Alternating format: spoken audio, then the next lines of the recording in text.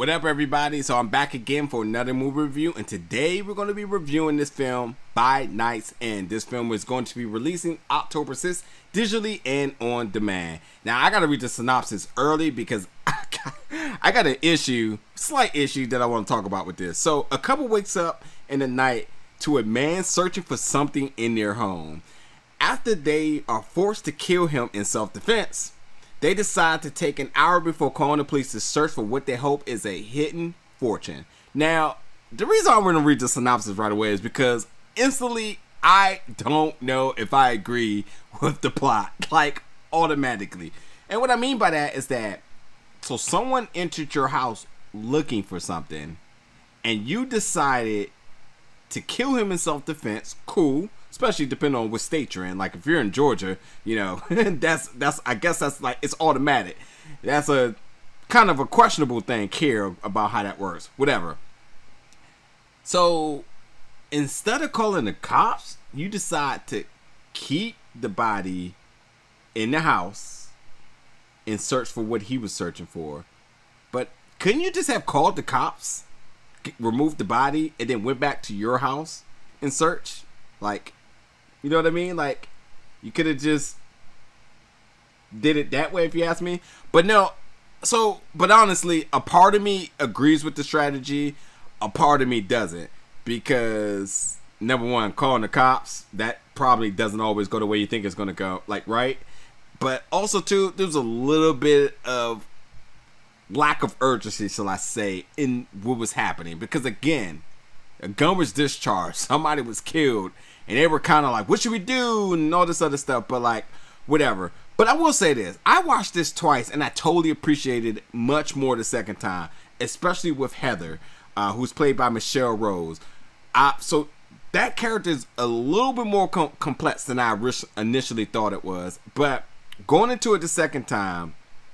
Heather and her partner Mark. You know, they're really, you know, before I talk about them together, so Heather is ex-military, really trying to find her way back into society. Mark, who is just completely, he sells insurance, but he's completely consumed by the greed of wealth, and it really compromises his thought, the safety and rationality, and risking everything for the cash payout. Which, on that notion, it really brings a lack of cohesiveness between them that are, you know, together. So not to mention too, they also got like some past trauma that's also putting a wrench into that cohesiveness. But I thought too, which was really important, is that trauma that they have experienced in the past truly shows why they're not on the same page. And I think that's important as to why you see them kind of tiptoeing around each other, or like kind of tiptoeing or walking on eggshells when saying certain things to each other. So I thought that was important. I didn't catch that the first time because yes, they mentioned what happened with the trauma, but actually knowing the trauma and seeing how they're interacting with each other really makes it all more like it makes it all more permanent, like why it's going in the way it is. Now, Michael Aaron Milligan, who plays Moody, he's the villain in this movie, really nails the sadistic voice. I mean, very chilling. But I was not a fan of his attire, as he was looking like Little Nas X in his cowboy attire, while everybody else is kind of dressed down kind of regularly and everything. Not a huge fan of that, but it's okay. I got past it eventually. But I thought like the dialogue in the movie with everybody was kind of so. Like some of the responses, like me personally, I wouldn't have responded in the ways that they did, especially considering the predicament at hand. I'll also say that the big payoff in this film wasn't all that, like, for the plot. It was kept a secret the entire time. Then the reveal was just like, really? That, you know, like, that's all? I guess I wasn't impressed, but also I just kind of wanted more on that notion. But I gotta say, when it came down to the combat scenes, they really delivered. And considering that Heather, ex-military, you knew when she knew she could handle a gun, but when it came down to the guns and the hand-to-hand, like, it was on point. And I got to say, the cinematography is the absolute best part of this film, because I'm a huge fan of one shots, and seeing the panning shots throughout throughout the house, what they're using, where they're kind of like scaling all around. It was so well done. I love the rain shots that they did, the low lights I'm such a sucker for. But you know, the action scenes were just super on point. They absolutely nailed it. But I have to say really quickly, while talking about the action scene, considering Keith Splinter Davis, who has who's done tons of work in Marvel as a stunt coordinator, him being a part of this film, you knew the action was going to be on point.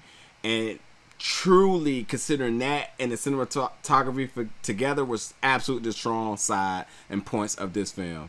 But not to mention too, again with the cinematography, I love some of the flashback type of scenes that they had, and sort of like because again the character is suffering from PTSD, so you kind of seeing that on display within the character's emotions, but you seeing the scenes as to why. I thought that was really, really well done.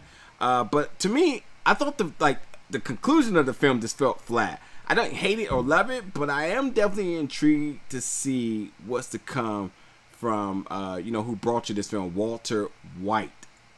And I thought this was a really good film, a good starting point for a film to something that could be even bigger to come.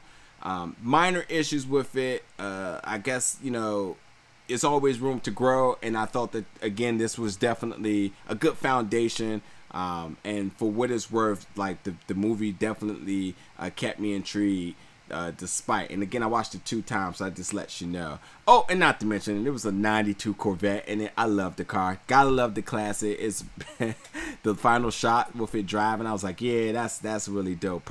Gotta be somebody else's favorite too, using that car in this film. But absolutely everybody, by Night's End, let me know what you think about the film. Come back in the comments, let's have a conversation, and until then, stay tuned for many more reviews.